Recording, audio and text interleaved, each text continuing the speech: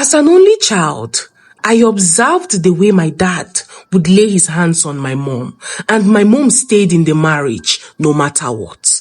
Now, few years into the future, I started having women all to myself. Now, each woman I would have in my life would somehow get herself on my anger board, and I would exercise my anger on her and land her in the hospital.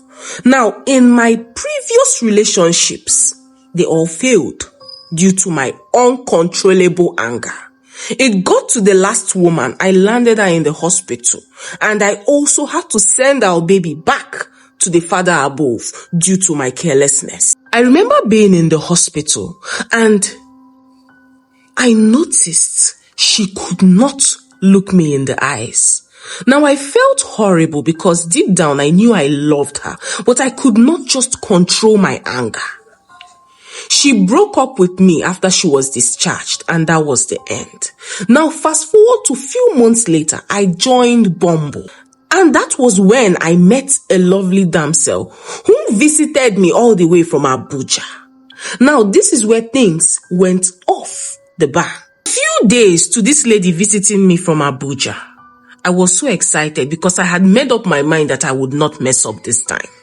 Now, this lady came, and just a week, everything seemed so normal until one day, while she was in the kitchen tidying up, a glassware fell from her hands. I had it, and it triggered my anger immediately, and I rushed to the kitchen and dashed her one finger. A slap. Now she looked at me and said nothing, which was awkward. She could not even retaliate. She could not even say anything.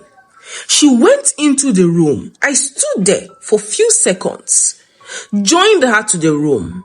Now this is something I cannot even explain till date. When I got into my room, all her properties were not there. The things she came with, nowhere to be found. Nowhere to be found. I searched, I could not even find her. Now, the main entrance to my apartment was still locked. I searched the entire house for her. I called out her name multiple times, but no one responded. I even had to call the gate man outside, and all he told me was one of our neighbors, Joshua, that left the house, that is the compound. Since then, no one. That he had not opened the door for anybody. Another thing that stood off was that her perfume heightened in smell. What I mean is that she wasn't there, but her perfume was still there.